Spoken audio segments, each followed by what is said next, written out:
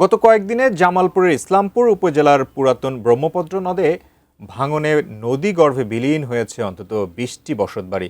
ভাঙনের মুখে রয়েছে শিক্ষা প্রতিষ্ঠান, ধর্মীয় স্থাপনা ও বিস্তীর্ণ ফসলি জমি। জামালপুর থেকে ব্রহ্মপুত্রের ভাঙনের সর্বশেষ পরিস্থিতি জানিয়েছেন প্রতিনিধি লুৎফুর রহমান। আপনারা জানেন, গত এক সপ্তাহ ধরে এই এলাকায় পুরাতন ব্রহ্মপুত্র নদের তীব্র ভাঙন শুরু হয়েছে।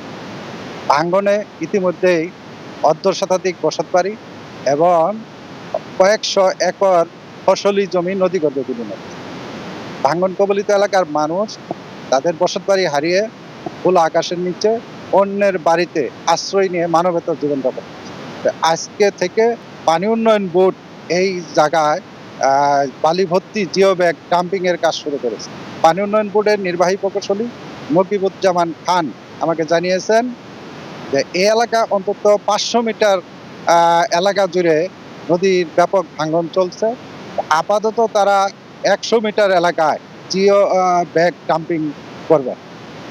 স্থানীয়দের দাবি, শুধু 100 মিটার এলাকায় জিও ব্যাগ ডাম্পিং করলেই হবে না, ভাঙন প্রতিরোধের জন্য অন্তত 500 মিটার এলাকায় তারা জিও ব্যাগ ডাম্পিং করার দাবি জানিয়েছে। পাশাপাশি ভাঙনে ক্ষতিগ্রস্ত যে মানুষ যারা ঘরবাড়ি ফসলি জমি হারিয়ে নিঃস্ব হয়েছে তাদেরকেও সরকারিভাবে পুনর্বাসনের দাবি জানিয়েছে।